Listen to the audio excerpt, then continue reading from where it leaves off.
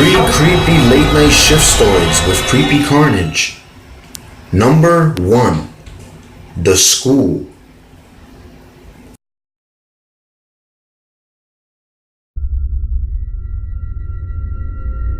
From 2008 to November 2012, I worked as the full-time computer tech at a primary school, grades kindergarten all the way to 12th grade. The site manager who looked after the grounds wouldn't be there by himself after hours unless there was a break-in or some other kind of emergency. He told me after this event that something had unsettled him in the past and that I should be careful there on my own. During the summer months when the school was closed, I was working overtime setting up hundreds of notebooks to be given to students in the forthcoming school year. One evening of boredom at home, I decided to work overnight from 9 p.m. to 5 a.m. as I had the freedom to be a night owl and had a hard time dragging myself out in the daylight. My phone rang. My desk phone rang. My internal calls only desk phone rang, which was odd to me. Now I'm used to this phone ringing throughout the day when I work usual hours, so my arm shot to the phone and lifted the headset with the efficiency of 3 years worth of muscle memory. In the 1 second that it took to lift the headset to my ear, my brain had a chance to figure out that this phone should most definitely not be ringing at 2:30 in the morning. And secondly, that I am the only person in the school tonight. Complete silence. I could hear nothing but a ticking clock. It sounded to be some distance away from the headset and was most likely a wall clock in a classroom. I then heard something unmistakable. A passing car. This led me to believe that this call was coming from a classroom on the second floor closet to the one road that passes by the school.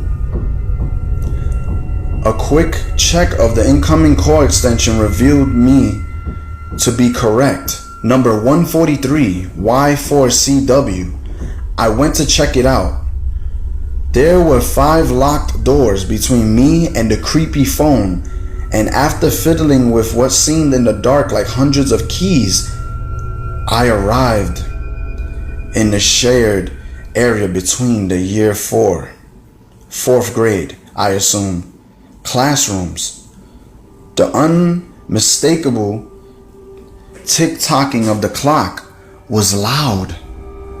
You don't hear clock ticking during the day in a noisy classroom, but remove the children, the teachers, the pens and the pencils, and suddenly these small sounds become very, very large and very noticeable. After a few seconds, the motion activated strip lights had warmed up and were lighting the room. The light stunned me a little, but even so, it was obvious that the phone was off the hook and placed neatly beside the dock. Strangely enough, I picked up the headset and noticed that the battery was super low. I assumed it had been left on the work surface since before end of term and was now acting strangely due to low battery. I have seen electronics do this before. I placed the phone in its charging dock, to which it gives a very happy beep. I decide to return to my office. Now familiar with the keys and the darkness of the corridors, it only took me about 5 minutes to return to my office. Almost as soon as I sat down, my phone rang again with the same extension number and seemingly no caller at the other end. I placed my phone on loudspeaker and sat listening to the tick-tocking and fired up the CCTV viewing software on my laptop. Usually, this would be a bad idea as we do not have infrared night vision cameras, but because I had visited the particular phone, I had activated the motion lightings which has a 15-minute timer before switching itself back off. So I knew I would be able to see the phone, or at least the general area. The phone was on the side, bathed in light. It had somehow left its dock and had dialed me again. I decided to look on the CCTV to see how the phone had moved during my trip back to my office. But I was unable due to not having the password for classroom recordings. Technically, footage of children getting changed for PE lessons, etc. was on there. So it was locked with a password that I was not aware of. I didn't make a second trip to return the phone to its dock this time, being that I was afraid and terrified of what would be in the other room, or what would be waiting for me. I left it to die so that it couldn't call me again.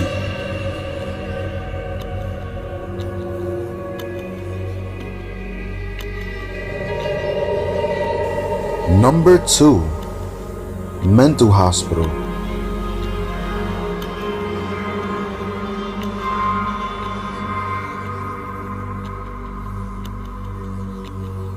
I worked the graveyard shift at an inpatient mental health facility.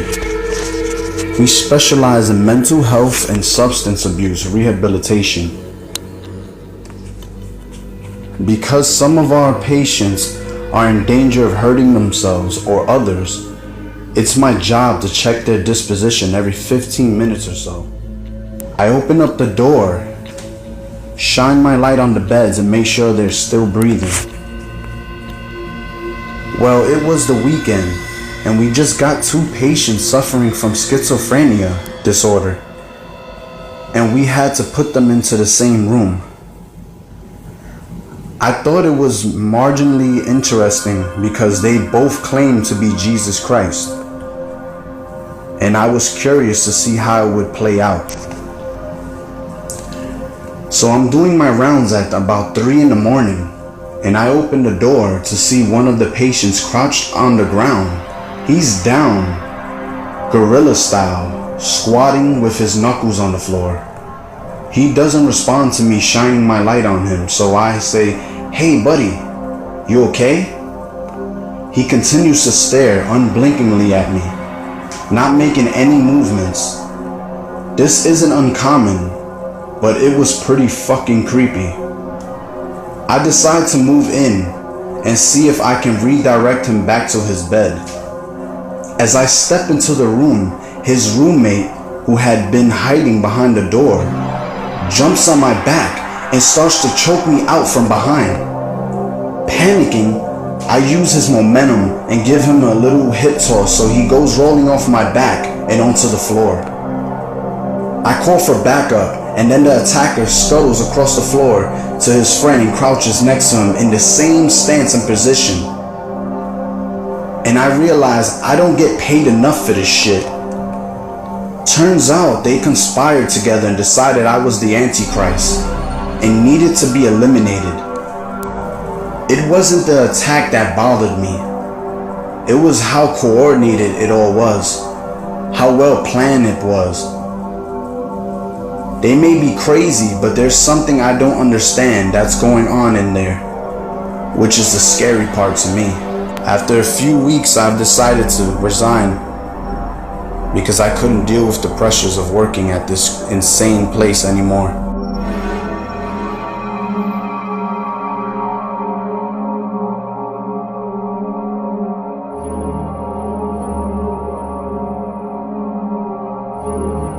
Number 3, Building 6.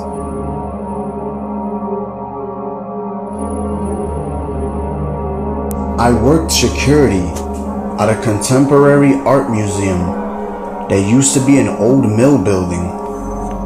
This place is huge, and there's a lot of undeveloped space that has that creepy mill vibe. Anyways, last summer I was working 3rd shift, and everything was going fine.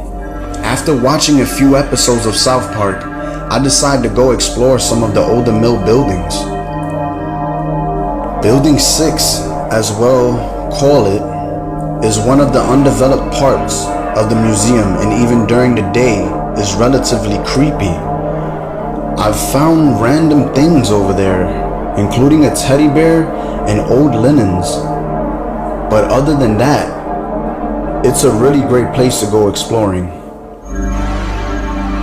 So I start to head over to Building 6, and along the way I felt like someone was suddenly following me. I wrote it off as me being paranoid and my mind making up things that weren't there. So I pressed on and continued walking. I come upon a big sliding door that leads into Building 6, and again get a weird feeling. I again write it off as me just being a little bitch and paranoid and whatnot. I open the door and peek my head in to look around. Almost immediately the door slides back and catches my head.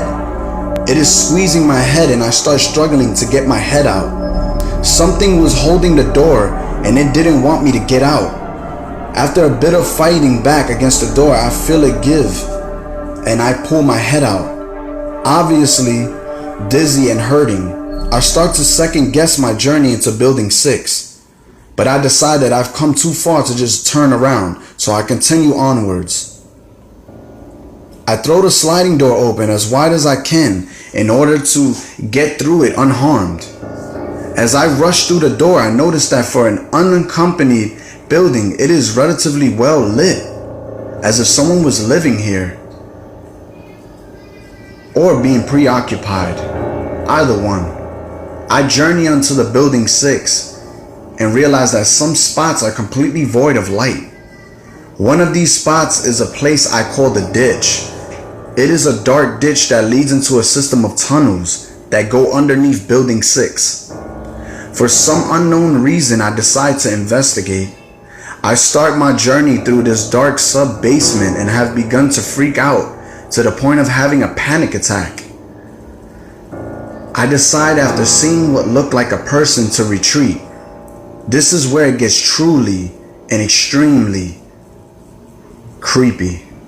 I climb out of the ditch and start walking back towards the exit with my heart racing.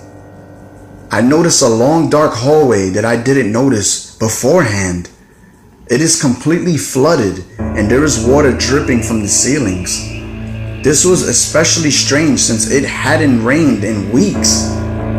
I shine my flashlight down the hallway and swear I see a shadow of a huge multi-legged shadow creature of some sort. It's then that I hear a piercing scream and snap out of the trance that I was in. I book it back towards the sliding door, only to find that it won't open and it's closed, locked shut. I'm thinking I'm going to fucking die. I run around to the other door that I saw on my journey and run down that tunnel to the door. This door is unlocked and I burst out the door into the field. I go back to the museum entrance and sit at the desk petrified as all fuck. My heart racing, every 10 seconds looking over my shoulder, expecting anything weird to just happen. But it didn't. I haven't really told this to my other co-workers because I don't want them getting freaked the fuck out. Should I warn them? That's the last thing on my mind.